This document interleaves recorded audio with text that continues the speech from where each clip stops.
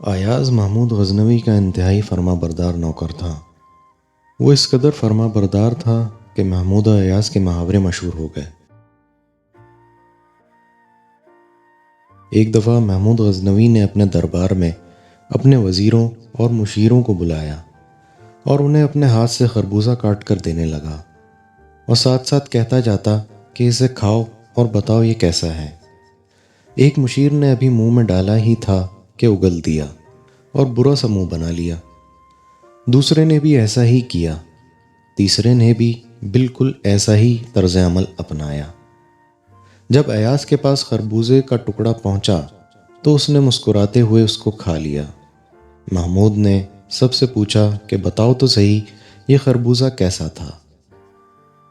سب نے یک زبان ہو کر کہا اتنا کڑوا خربوزہ زندگی میں ہم نے کبھی نہیں کھایا۔ جب ایاز سے پوچھا گیا تو اس نے جواب دیا کہ اتنا مزیدار خربوزہ میں نے زندگی میں کبھی نہیں کھایا۔ محمود نے کہا ایاز یا تو تم جھوٹ بول رہے ہو یا پھر یہ لوگ، اب میں ان کی مانوں یا تمہاری؟ ایاز نے کہا بادشاہ سلامت، حقیقت تو یہی ہے کہ یہ پھل کڑوا ہے، لیکن میں نے آپ کے ہاتھوں سے اتنے میٹھے پھل کھائے ہیں کہ میرے دل نے یہ گوارا نہ کیا کہ جس مالک نے مجھ پر اتنا کرم و احسان کیا ہے اسے یہ کہہ دوں کہ اس کا دیا ہوا پھل کڑوا ہے۔ میرے عزیزوں، محمود تو فقط دنیا میں ہی ایاز کا بادشاہ تھا، مگر ایاز اس کا ایسا شکر گزار تھا کہ اس کی طرف سے ملنے والی ہر چیز کو ہی اپنے لیے باعث صد افتخار سمجھتا تھا۔ جبکہ ہمارا بادشاہ وہ حقیقی بادشاہ ہے جو تمام جہانوں کا پالنے والا ہے۔ ہم کیوں اس کی طرف سے آنے والی وقتی مصیبت کو دیکھ کر اس کی ہزار نعمتوں کو بھول جاتے ہیں؟ ہمیں سمجھنا چاہیے کہ زندگی میں ہر شے 100% نہیں ہوا کرتی۔ ہمیں کچھ چیزیں اس زندگی میں قبول کرنا ہوتی ہیں، اور جو چیزیں قبول کرنی ہی ہیں تو انہیں اللہ کی رضا سمجھ کر قبول کرنا چاہیے۔ ہر گزرتے دن کے ساتھ پہلے کے مقابلے میں ہمارے پاس زیادہ آسائشیں موجود ہوتی ہیں، لیکن اس کے باوجود زبانوں پر شکوے ہیں۔ اس کی ایک وجہ دین کے متعلق ہمارا غلط فہم ہے۔ ہم اپنے نظریات کو قرآن کے حوالوں سے دیکھنا چاہیں تو ہمیں تمام جوابات مل سکتے ہیں۔ اللہ تعالیٰ نے قرآن پاک میں ارشاد فرمایا اور ہم تمہیں آزمائیں گے خوف سے، بھوک سے اور مال اور اولاد کے نقصان سے، اور صبر کرنے والوں کے لیے خوشخبری ہے۔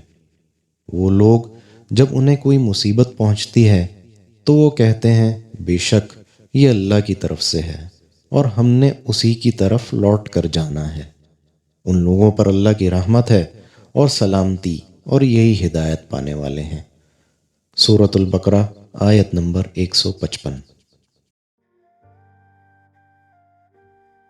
محترم ساتھیوں، ہماری زندگی کے بارے میں ہمیں سب کچھ پہلے سے ہی قرآن میں بتا دیا گیا ہے کہ ہر جگہ ہماری مرضی نہیں چلے گی، ہر کام ہمارے مطابق نہیں ہوگا۔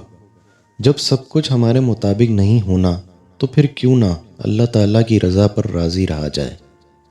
ہماری زندگی میں اللہ تعالیٰ کی اتنی نعمتیں، اتنی کرم نوازیاں، اتنی آسانیاں اور اتنا فضل ہوتا ہے جس کو شمار نہیں کیا جا سکتا، لیکن اس کے باوجود بجائے شکر ادا کرنے کے ہم کہتے ہیں کہ یہ تو ہماری محنت کا صلہ ہے۔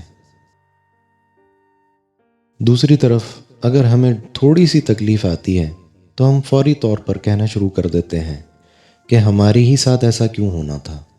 یہ ایک مزاج ہے، اور اس مزاج کا نام شکوہ ہے، جو اللہ تعالیٰ کو بالکل پسند نہیں۔ ہمیں اس مزاج کو بدلنے اور شکوے کی جگہ شکر لانے کی ضرورت ہے۔ ہر چھوٹی بڑی نعمت کے ملنے پر الحمدللہ کثیرا پڑھا کریں۔ جب بھی کوئی آپ کا حال پوچھے تو الحمدللہ علی کل حال کے کلمات سے اسے جواب دیں۔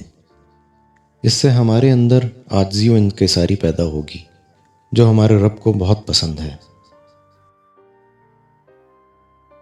جب کبھی اللہ کی طرف سے کوئی چھوٹی یا بڑی آزمائش آ جائے تو فوراً یہ دعا پڑھیں، ما شاء اللہ کان وما لم یشاء لم یکن۔ ترجمہ: جو اللہ چاہتا ہے کر دیتا ہے، اور جو وہ نہیں چاہتا وہ نہیں ہوتا۔ انشاءاللہ ہر مشکل سے نکلنے کا راستہ پیدا ہو جائے گا۔ اللہ تعالیٰ تمام پریشان حالوں کی پریشانیوں کو دور فرمائے اور غیب سے ان کی مدد کریں۔ مجھے اور میرے والدین کو بھی اپنی دعاؤں میں یاد رکھیں۔ جزاکم اللہ خیراً۔